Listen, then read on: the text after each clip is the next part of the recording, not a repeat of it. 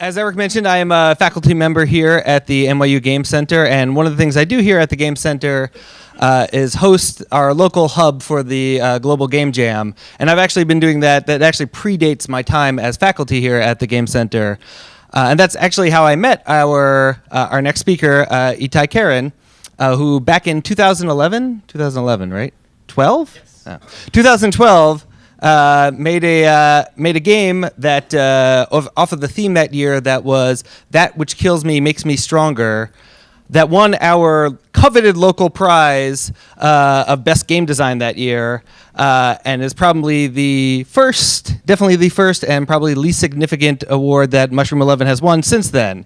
And Mushroom 11, I don't know, how many people have played Mushroom 11? That is a good percentage. Wow. And so over the years, I've gotten to know Itay, and recently we had lunch to discuss his practice talk, and I was telling him how excited I was for it, and referenced some of the talks that he had given before. How many people saw his GDC talk, his excellent GDC talk? Many of our faculty had gone to that talk and really loved it, and I referenced that. And Itay sort of sheepishly admitted to me that it had received the best feedback of all the talks at GDC 2015. And that, in fact, of all the feedback he had gotten from it, there was only one negative review. And then proceeded to tell me what that negative review was and how he planned to address that for the talk he was writing for practice that was going to be different and better in every way because of one piece of negative feedback. And you know, if it were me and I had given the best talk of GDC 2015, I think I would have done a little victory lap and told that guy and his piece of negative feedback to go take a walk, to paraphrase a friend of mine. But that's not Itay. Itay is a designer who knows that you can't please everyone all of the time, but still strives to do so, still sets that as a goal for himself when designing games. And I think that really shows in Mushroom 11. You know, not a lot of physics puzzle games have awesome music or really well thought out camera controls or deep environmental storytelling, but Mushroom 11 does. And so if that sort of research and thought and iteration went into those aspects of Mushroom 11, I can only begin to imagine the type of like deep design thinking that went into the core of Mushroom 11, which is the physics of it. And so I'm super excited to hear what Itay has to say in his talk about just that, Mushroom 11, false realism.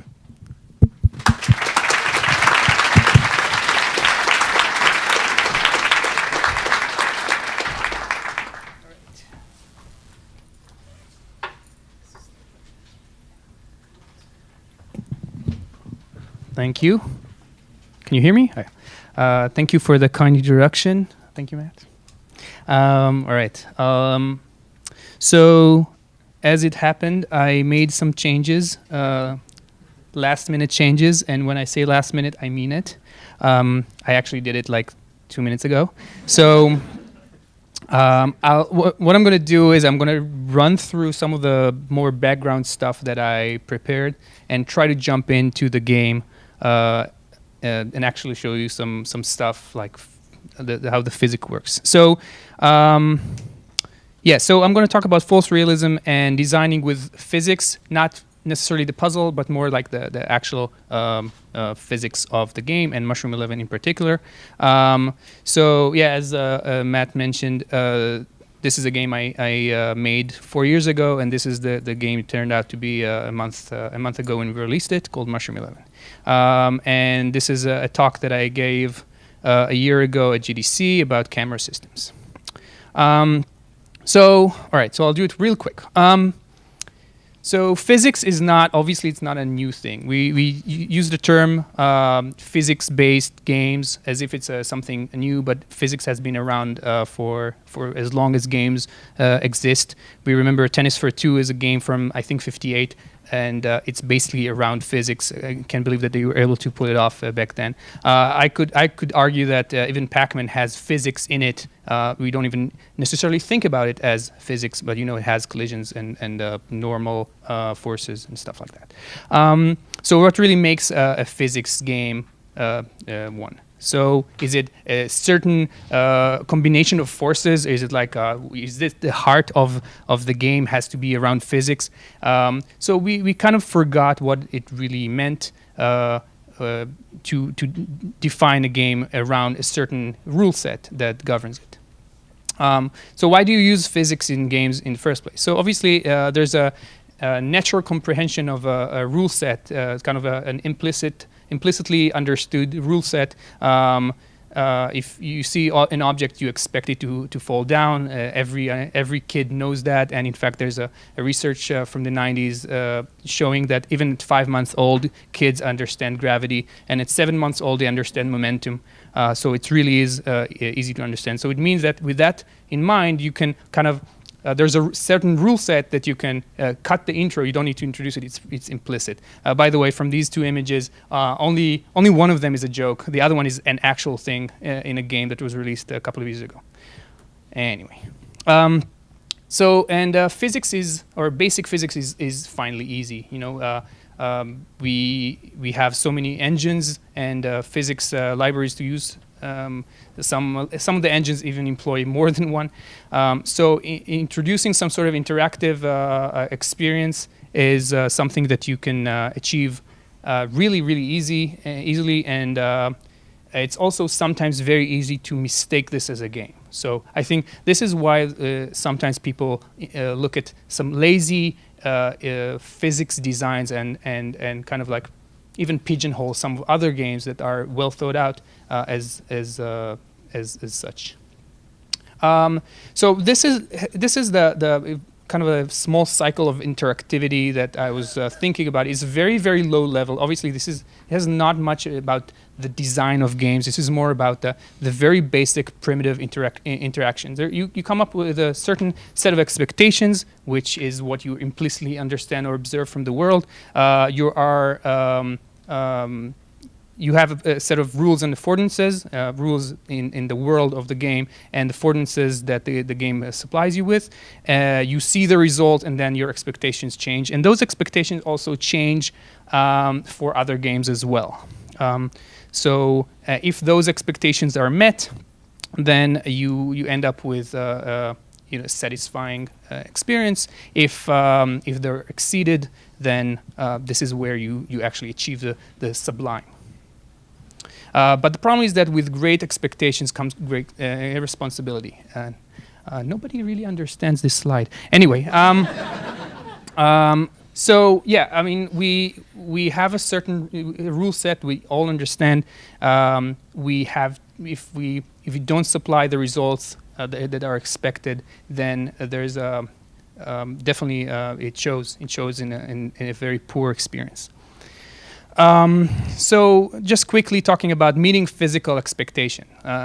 So for many years in first-person shooters and fighting games, we've been used to getting whatever the modeler and the level designer supplied us with. You know, if they designed a house that could be exploded, then fine, you can actually shoot a rocket at it and it's going to be great. But generally speaking, if nobody thought about a certain interaction for a certain object, then it wouldn't really react normally. But we were used to it until certain games mid like I think it was 2006. Red Faction was I think the first game that to simulate structural damage in a very realistic way, and now every game has it. It feels really good. It's kind of like the open world allows you kind of to interact with everything because everything breaks. It feels really good. And it's also the case for many racing games that you can see the structural damage in cars, like Project Cars.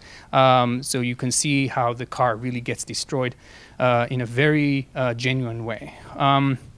The problem with reality is that it's not always fun. And as a small, stupid experiment I made, I tried to actually grant Mario with a very, very strong muscles and athlete's body and try to figure out what's the height of his jump would be. It ended up being 4'7", while the in-game equivalent would be much higher, around 7 times higher than his height.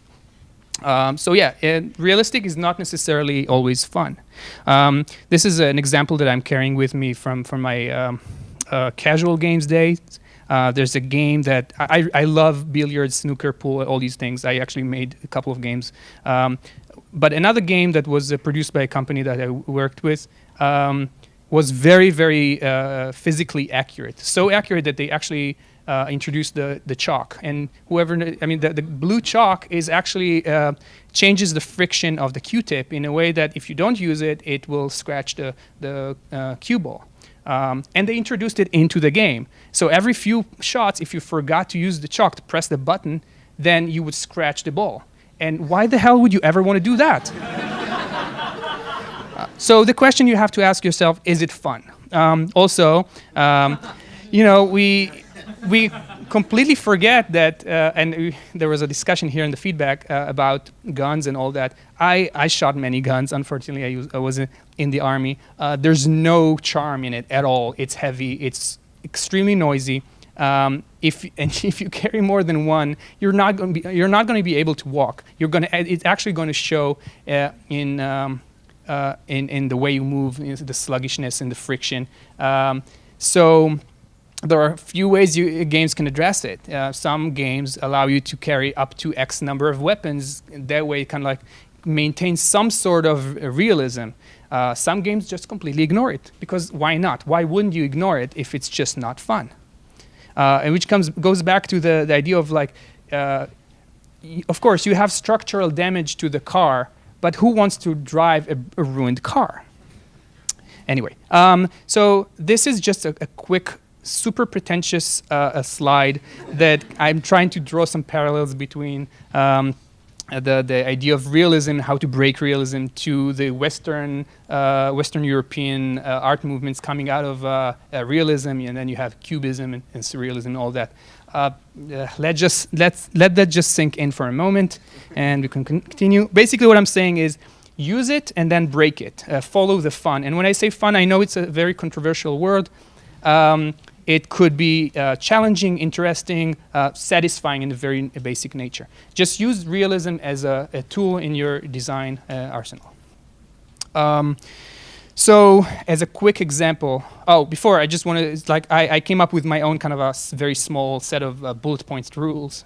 Adopt the familiar, the things that you can get from physics that are implicit. Avoid the unpleasant or inconsistent. That's also, inconsistencies is also something that can be discussed at length.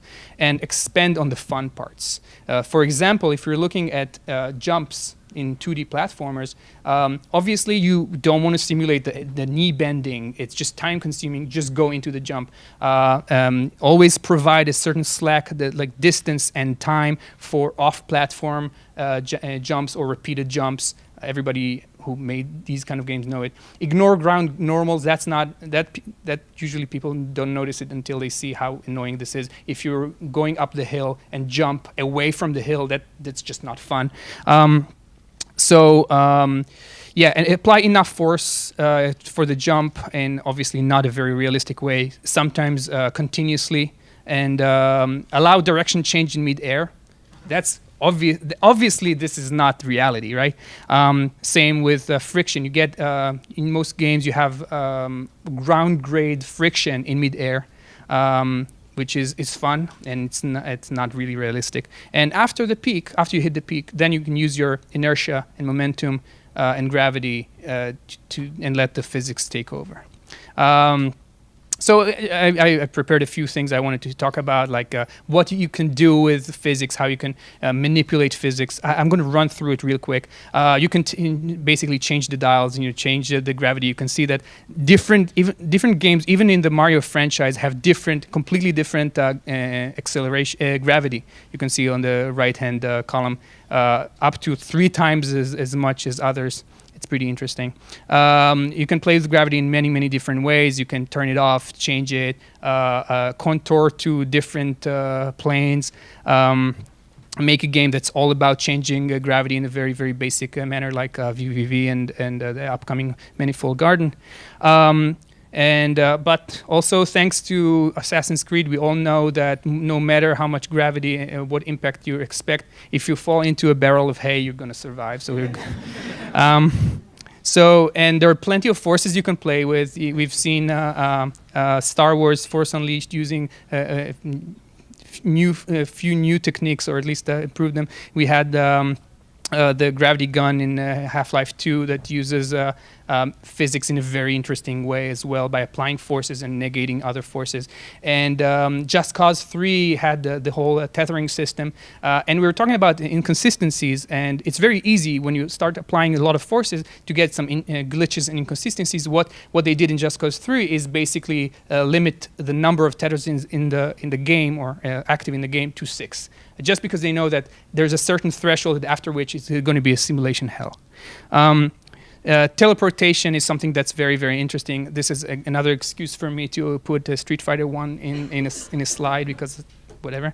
And teleportation was done like from like the earliest games, but there are some physical implications of moving something into a place that might be occupied with other things, so you need to make sure that the area is clear and whatnot. Moving through portals, that's another very, very interesting thing that kind of like was perfected by Portal. In the earlier version, in Bacular Drop, you could actually create a portal through a portal. They removed it to avoid some edge cases, but any potential edge case was completely avoided to begin with, so you wouldn't have to simulate it in any way. Play with time. You have so many different ways you can simulate physics with regard to time.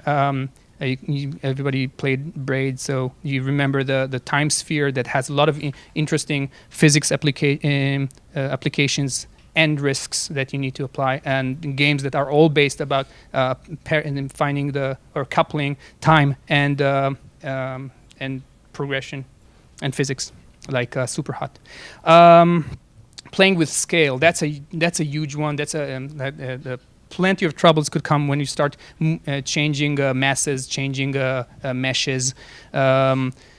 You probably see this more in puzzle games, and there are 3 upcoming puzzle games that are presented here. All take care of scale in a different way, and all of them take care of the inconsistencies in different ways. So scale has like this scale juice, so you can't scale something forever because you don't have enough power. The Museum of Simulation Technology, everything is in a room. You always increase something to the maximum size it can occupy, but because you're always indoors, it cannot occupy more than the room. And Maquette is the game that I've been hearing about for 5 years, and this one actually could create some interesting stuff. It's a recursive world and like different sizes. That one I'm actually really expecting. Play with dimensions. So when you start playing with different dimensions, we all know 2D games, but when you start having games like Fez, when you start having the dimension shift, then things could potentially occupy the same space. There are some solutions, but this is where things get a little crazy. And I was talking to Mark ten Bosch about the physics of Miyagakure, and that game, I got to tell you that if he didn't really stop some of the edge cases of like moving things into between the dimensions, I think the only person in the world could actually even figure this out is Mark, really. So what happens when you apply standard affordances, like the standard 2D game, 3D game, into a world with different rule sets, like we have in Closure? Only things that are bright apply some sort of collisioning abilities, or in game like Echochrome, where you move something in 3D, but then it applies collisioning based on the 2D image. Kind of same thing goes for Perspective, or Thomas Was Alone is a game that looks like a standard platformer, but it actually doesn't allow objects to rotate, which opens up a lot of interesting opportunities. Unlikely affordances in a standard rule set. We all played WAP and basically any of the games that Bennett made, there apply very, very interesting affordances in a world that actually is governed by standard rules that allows you to do so many different interesting things. We heard about Octodad as well. And Incredipede, even Gang Beast in some way applies different affordances to things that we already kind of know how to play with. And play with shape. This is a big one. You see where I'm going right now with this. One of the biggest games that talks about shape is Crayon Physics, which allows you to draw an object and then becomes realistic. World of Goo, obviously, you create this big, massive, gooey element that's just one single element. And Mercury is also kind of an inspiration for Mushroom 11, where you're this blob that can lose some of its mass in in this kind of Marble Madness style level, and Gish as well. And there are plenty of games making use of fluid dynamics. Some of them, different styles, different affordances, whatever. Let's move forward. And the threshold of where it really gets interesting. There's an MIT experiment called slower speed of light, where literally has slower speed of light. It's actually, I think, slower than speed of sound. And if you move really fast, the image really bends. I have a hard time playing first-person shooters. This one, I watched like 2 seconds of a video and almost got sick. QCraft is a very interesting mod for Minecraft that does a lot of interesting things with quantum physics. The upcoming Chris Hart game called Synthesis is a game where you program a cellular automata, so kind of like the physics of chemistry and kind of building this huge structure. All right, moving to quickly to the physics of Mushroom 11. So, as you all know, you only shape the object, and you don't have any force over it, so you can't jump, but you can do a bunch of other things. The familiar, I'm obviously using physics to govern all the different elements on the world, because why wouldn't I? It's already kind of implicit, and for that I'm using Unity and physics. Let's go back to the olden days, where the prototype physical structure was clearly just a bunch of cubes. That was way too expensive. I ended up having just the cubes over the perimeter cells. That caused a bunch of different. It was easier to simulate, but you had interlocking of objects, especially if they came in the wrong angle, etc. So going into the physical design of what I wanted Mushroom 11 to be. First of all, as a design decision, this object needs to be 100% rigid. The reason why is because I want to clamp onto, contour to the environment and clamp onto it, hold its weight and any weight. That was the puzzle. That was the challenge. Also, I wanted like round edges, allowing this object to tumble and turn. I tried different elements, but end up having this more predictable growth structure, which is the grid that we all know. It allows you to kind of predict where this thing is going ahead of time. You apply no force over the environment. It has a lot of different reasonings. One of them is because when you create an object into a space that's already occupied, you technically apply infinite force over that object. That creates a bunch of different interesting glitches. But more importantly, this game is about fungus, and the fungus just moves into crevices and in tunnels and grows in it, but has no force over it, and that was the design decision. Also, there is no main piece. All the pieces have the same opportunity for growth. And the growth is limited. The object has a limited number of cells. That was, it never grows, you never take power-ups, and you never change its mass. It will always stay the same. And the reason why is, first of all, it's after trying different parameters, different mix of cell size and weights and masses and all that, it was clear that you become one with this type of mushroom. If it gets too big, there's no sense of what you are in the world. It's no longer you. You become the eraser. You become the mouse. And instead, here there's the unity between the player and the mushroom. You are the mushroom. So trying to come up with how to build this thing in the world, I was obviously thinking about of mesh colliders. Mesh colliders have a bunch of different problems. One of them is the fact that concave to concave collisions are not allowed, or at least they're not simulated properly, or at least they haven't been at the time. But more importantly, since the game is all about these frequent changes, these modifications happen every frame. The remap that is caused by the change of the mesh is extremely slow. So it was clear that what needed to happen is something that is optimized for the number of changes. And while if all you have in a certain mushroom piece is like 20, 30 colliders, that's actually not that bad at all. And so the decision was to have parallel capsules, tightly packed sets of capsules. Capsules are the second most efficient collider at least in this physics engine after sphere. So it's very, very efficient.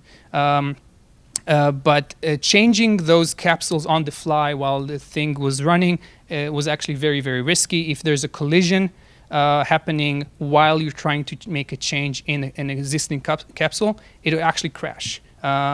And there are other problems that would arise. So I ended up with actually removing the capsules and putting new capsules instead with a different size and having like individual pools of different sizes of capsules, whatever. As for the physics of growth and destruction, the way it works is that there's a linked list, like a cycling list of all the perimeter cells, and each one of those perimeter cells has a chance of regrowth. That chance already starts at 1. The lowest obviously is 0. So every time you want to grow, you look at the first cell in that list. You come up with a random number. If that random number is lower than the chance of the first one on the list, then you grow from that cell. If it's higher, then you move to the next one, etc., etc.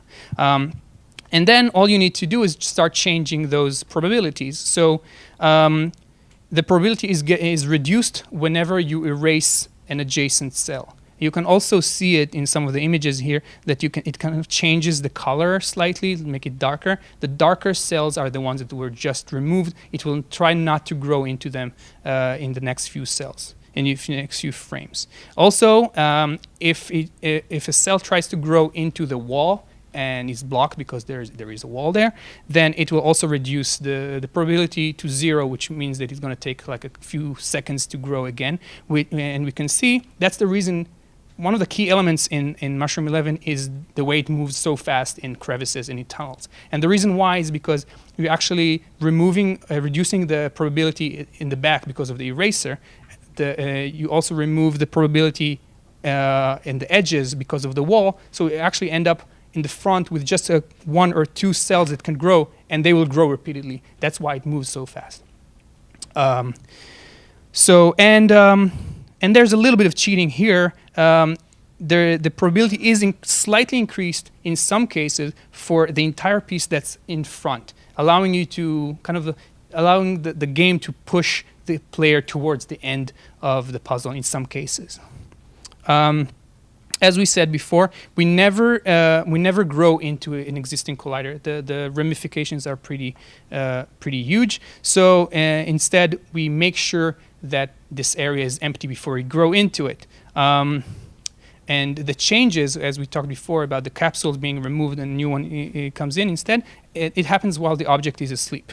The reason why it needs to be asleep is because we are trying to avoid residual forces, because when you apply new cells, it actually changes the center of mass. If you change the center of mass, there's you have to have some negating force to put it back in place. So you have like a jittery effect. So, and this is how basically we cheat we cheat physics here. There is no residual force and no consequences for shifting mass.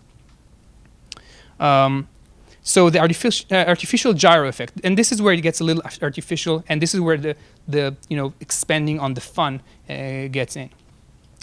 It's really fun to tumble. So we're not pushing the mushroom per se. We're actually just applying a little bit of angular velocity away from the eraser. That's basically what it does. And also we were maintaining that. It's actually, although if there wasn't that gyro, it will actually stop much faster. This tumbling forward also helps when it starts tumbling back, and then we start erasing it as it tumbles back, it will actually stop it. So that's like the artificial force. Also, there's a secret case where if it actually gets locked under an object, which is something that can happen in the physics world, you're trapped under something, it will actually try to push it just to get out of that situation. And another small change in the world is that while it's completely possible to remove, or potentially possible to remove the last cell, I'm actually always leaving one cell because it's just not fun to remove the last cell and die because you didn't notice. All right, I'll move real quick on this one. Splitting, I actually explained this before. Splitting is really, really hard. There's nothing in the rigid body that tells you that there's a space between colliders. It could easily manipulate the world with that space. So we actually need to test this all the time. And using a flood film algorithm for that is extremely slow because it just takes a long time, and you need to do it every time you remove a cell. So instead, I came up with this idea of, I call it dynamic flood fill. It's not really trademarked.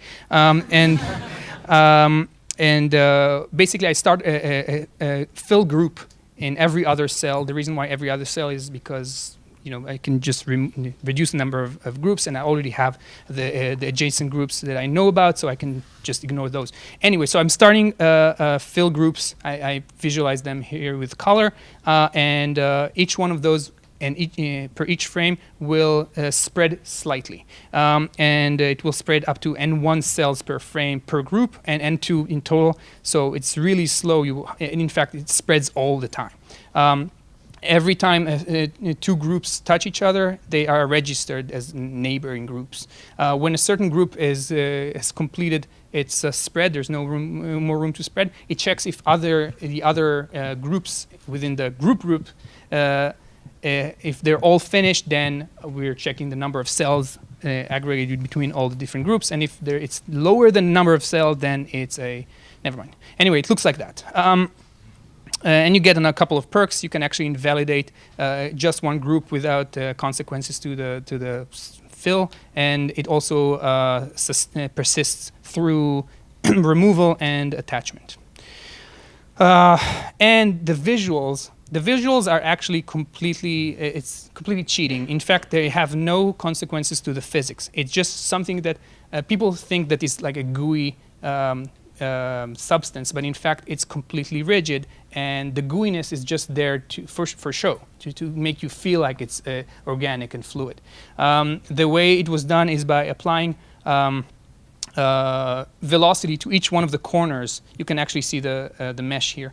The corners have velocity, and every time you remove a cell, it kind of pushes it a little bit. If you touch the ground, it pushes a little bit. If there's attachment, it does all these interesting things, kind of always trying to tween into place. Each one of those corners has up to 4 vertices and 4 sprites that it touches. Those sprites come from a sprite sheet that doubles as both mask and a highlight overlay. And the background is done through this big sprite sheet, keyframe sprite sheet that it's completely tileable. Horizontally it tiles into the next keyframe and vertically into itself. So no matter how big or small the mushroom is, it will always seem seamless. And all you need to do is have some sine wave to move those keyframes. You actually change the offset in the texture, so it actually applies to all the mushrooms on the scene because they all share the same material, but that's another subject. Consumption and infection are simulated using a very basic turbulence model inside the mesh and the color property of the vertices. So quick summary for my bullet points. Adopt a familiar. I'm using the physics to govern the world. Avoid the unpleasant. A lot of things are just wouldn't be fun. So collision, penetration. I'm making sure that there is no such case. Ignore the law of conservation of energy, obviously. Avoid locking and avoid erasing the last cell. Expand on the fun. Well, allow shifting of the mass across different pieces with no consequences. Encourage forward tumble because it's fun. Prudent guidance, the idea that it will always try to move forward and allow you to maintain the shape and how the way it moves in tunnels and all that. Thank you. All right.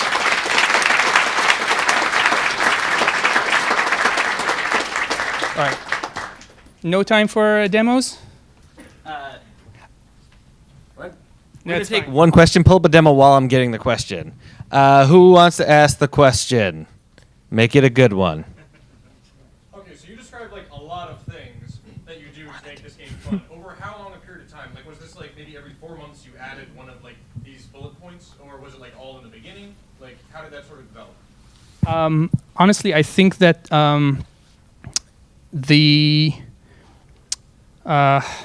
I think the very basic the very basic model of Mushroom 11 actually started on day 2, and I actually need to thank Eric because he gave me some amazing points while he was judging this thing in 2012. So even the idea of having do you want to play? Yeah. Even the idea of pruning it and reducing the chance of regrowth where you just erased, that was an idea that you came up in like a few minutes, and I think it was very, very important. Oh, well done. And so a lot of these things came up like immediately because it was clear that this is what the thing that was working. In other cases, it would be things that just like parameters that I've been working on for years. The controls I've been changing for years. So it's it's some of it was clear, some of it just took a lot of time. Hey, that's it? All right.